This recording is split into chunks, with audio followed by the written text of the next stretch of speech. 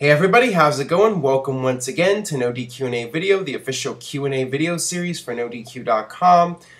Got a lot of questions here from spring.me/AaronRift, so let's get right down to it, as I always say. What are the chances of Hulk Hogan appearing at WrestleMania 30? And this one comes from Jimbo.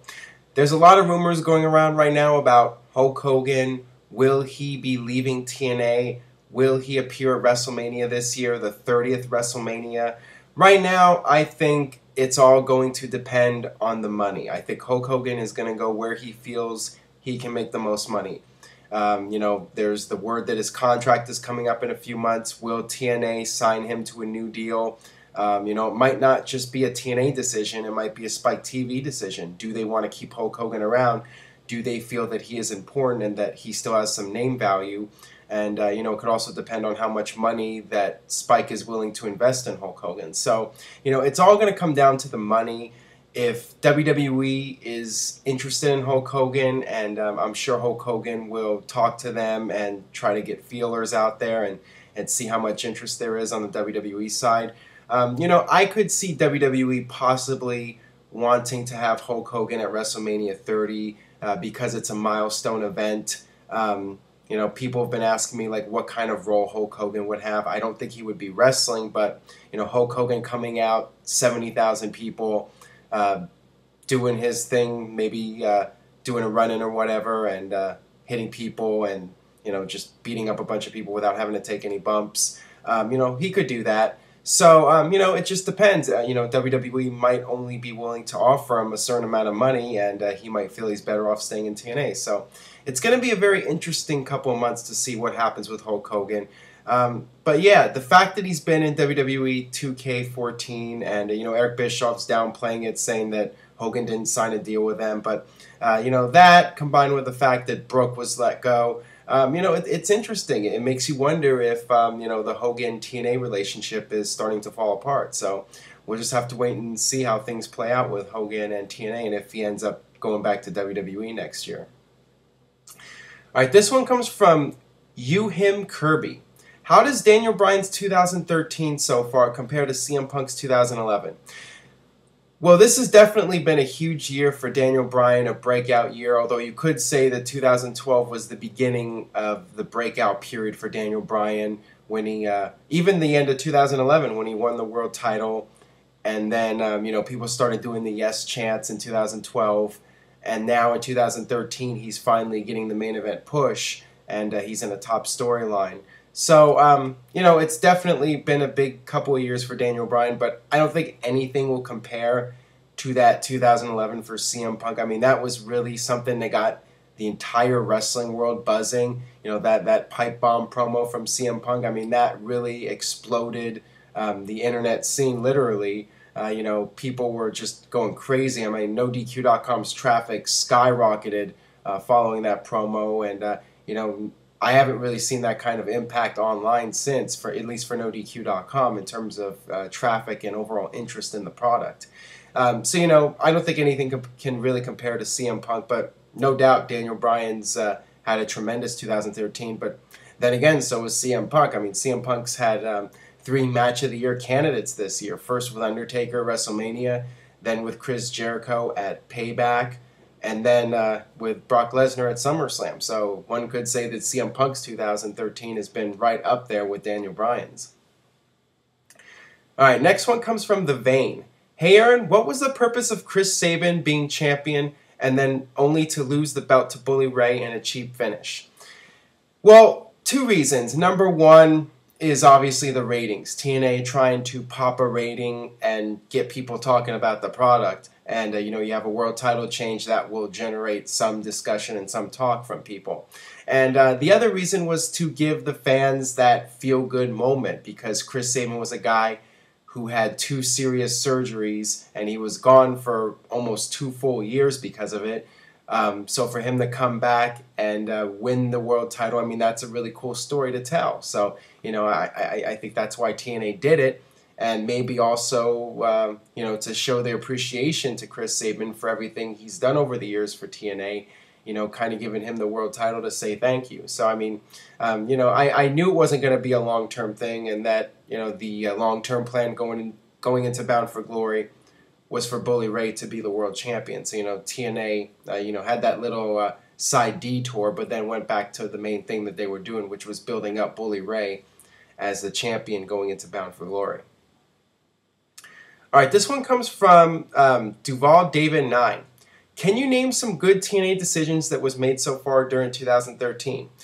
I would say putting the title on Chris Sabin, even if it was a short-term thing, it's something you need to do to try to get people talking, as I mentioned earlier, about the ratings and everything. And, I would have liked to have seen Chris Sabin have a longer reign, although a lot of people feel that he's just not championship material.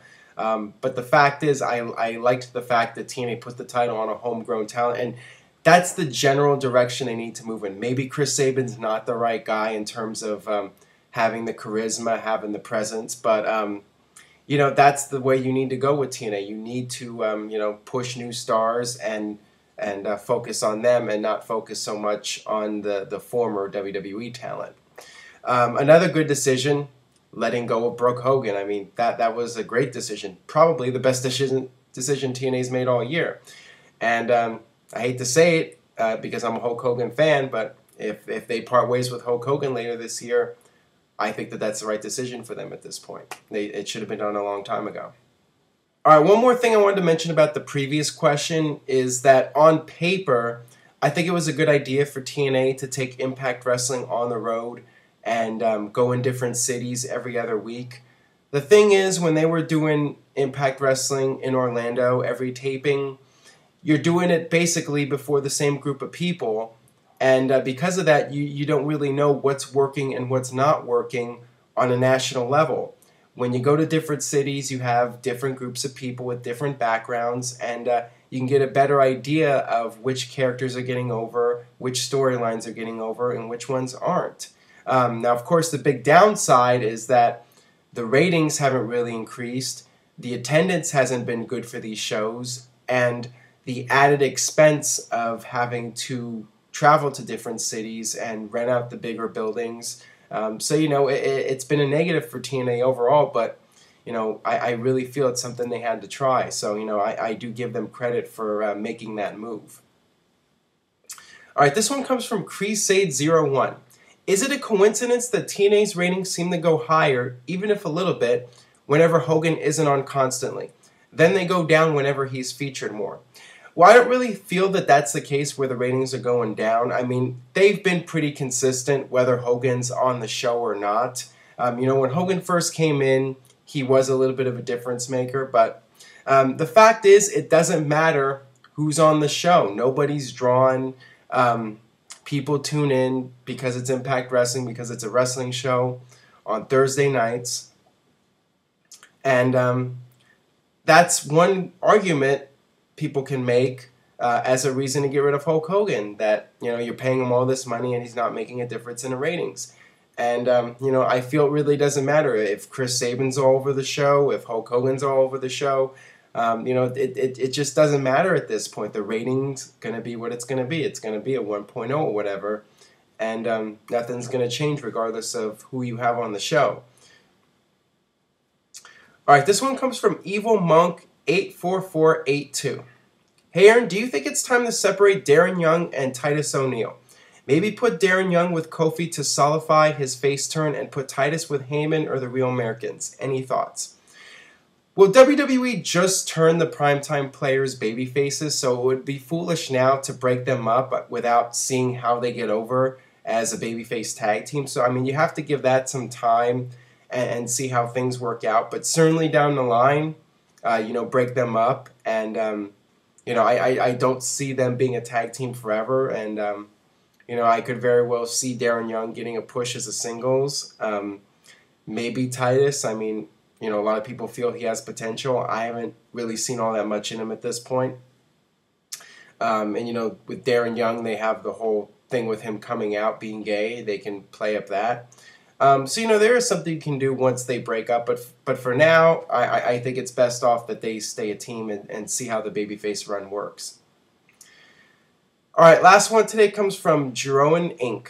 Bruno and Bob Backlund were both inducted in 2013 into the Hall of Fame. Should WWE have waited one of the two to make the other induction, should have waited with one of the two to make the other induction more special. I believe Bob Backlund didn't get the time on the mic or the TV time he deserved.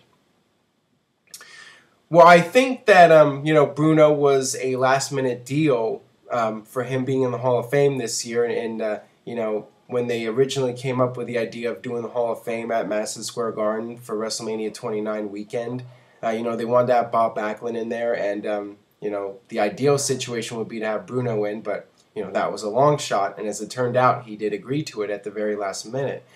You didn't mention Mick Foley here. Mick Foley also kind of got pushed to the side when Bruno was announced. So yeah, I mean, in an ideal situation, it might have been best to spread out these inductions, have Bob Backlund 1 year, Bruno another year, and Mick Foley another year.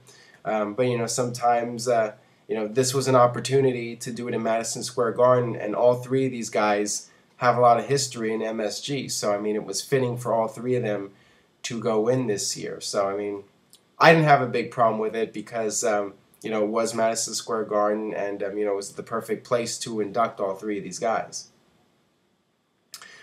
Alright, that'll do it for this edition of NoDQ&A video. Thanks as always for watching. Subscribe, youtube.com/NoDQ&AV if you haven't already. Keep spreading the word on Facebook and Twitter. And I will see you guys next time for more NoDQ&A video.